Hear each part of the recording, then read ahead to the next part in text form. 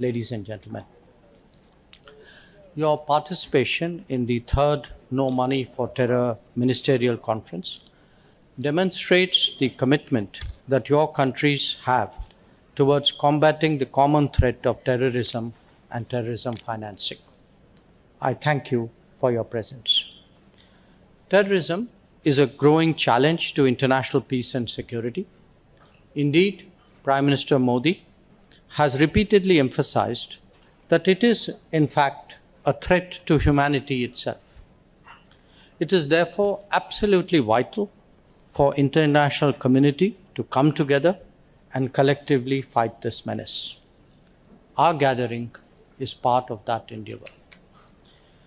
If the scope, scale, and intensity of the terrorist threat has increased in recent years, there are 5 reasons for this development.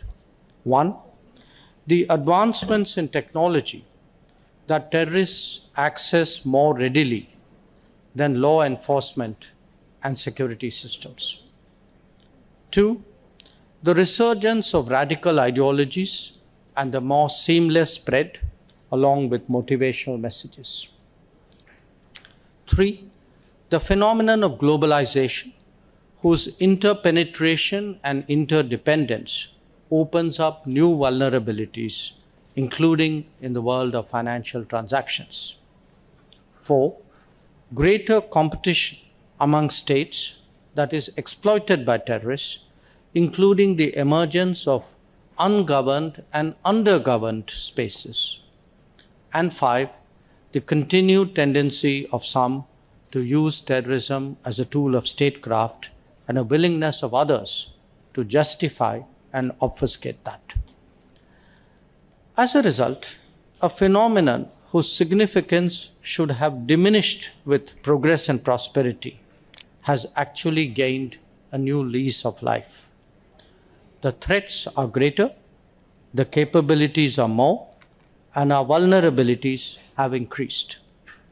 The very efficiencies of the modern world are today being harnessed for evil purposes. The pain and suffering of victims and families multiply further when the right to justice is denied. When perpetrators, facilitators, and financiers of terror attacks continue to walk free, enjoy state support and hospitality.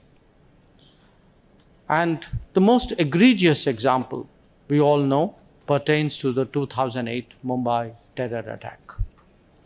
Friends, it is a reality check that despite Security Council Resolution 2462 to curb the financing of terrorism, its implementation by member states remains uneven, in some cases due to lack of political will.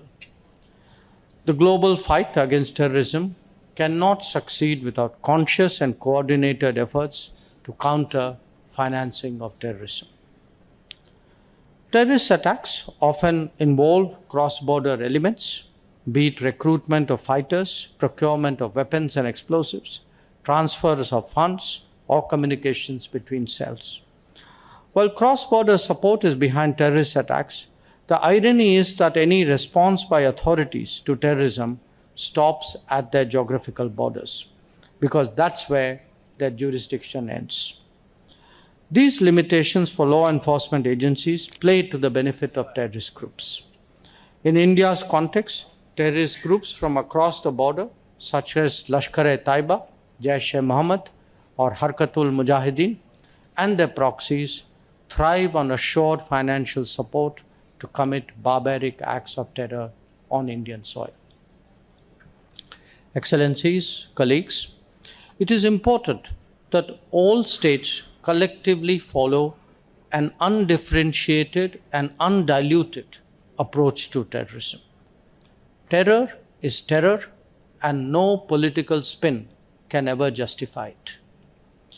Most states today are making efforts to place effective and deterrent domestic controls against terrorist entities. There are, however, a few who still aid, support, and even justify terrorism, and willfully provide financial assistance and safe havens. While we must enhance the capacities of the former, the international community must collectively call out the latter. The world needs to rise above political divides and to address this peril. The battle against terrorism must be fought resolutely on all fronts, in all situations, and at all places. The challenge, however, is that while the bad guys think global and lateral, the good guys still think national and vertical. Hence, it is essential to encourage a whole of the government approach at home and a whole of the world approach abroad. And this can be achieved through sharing real-time information, exchange of evidence, witness statements, as well as adopting effective procedures for bringing terrorists to justice through prosecution or extradition, freezing of their national assets, preventing their movement through their territories, preventing supply of all types of arms and related material to them, and providing full cooperation to states where and against whose citizens terrorist acts are committed. Recent trends suggest that terrorist groups have found new ways to finance their activities. It appears that groups are quicker to embrace and adapt new anonymous financial and payment technologies and to collect and transfer funds while evading monitoring and enforcement structures. Misuse of new financial technologies and methods such as blockchain technology, virtual cryptocurrencies, digital crowdsourcing, prepaid phone cards have all posed serious risks to the effort of countering financing of terrorism. Apart from this, fake charities and fake non-profit organizations have become frequent sources of terror financing. We must particularly be on guard against such entities and their operations. Colleagues, long a victim, India has been steadfast in seeking effective and unambiguous action against terrorism and terrorist financing. India has developed capabilities, legal frameworks, institutions, and best practices to international standards to counter financing of terrorism. India has undertaken national risk assessments in recent years and is gearing up for its upcoming mutual evaluation under FATF. We are particularly focused on upgrading our financial intelligence network with new and emerging technological interventions to ensure quicker dissemination of terror financing cases to law enforcement agencies. I'm proud to share that during our ongoing term in the UN Security Council as a non-permanent member, the issue of counter-terrorism has been a priority for us. Last month, India hosted a special meeting of the Counter-Terrorism Committee of the Security Council in Mumbai and New Delhi, highlighting the threat posed by the misuse of new and emerging technologies, particularly fintech, by terrorists. The Delhi Declaration, a pioneer document adopted by the committee, is a manifestation of the collective will of the international community to build relevant legal frameworks and guiding principles so that threats can be addressed in an effective manner. Next month, on 15 December 2022, under our presidency of the Security Council, we will organize a briefing on threats to international peace and security caused by terrorist acts, a global approach to counter-terrorism challenges and the way forward. We will continue these efforts during our G20 and our Shanghai Cooperation Organization presidencies and will make all efforts to build international support and cooperation to address gaps in combating terrorism, including terror financing.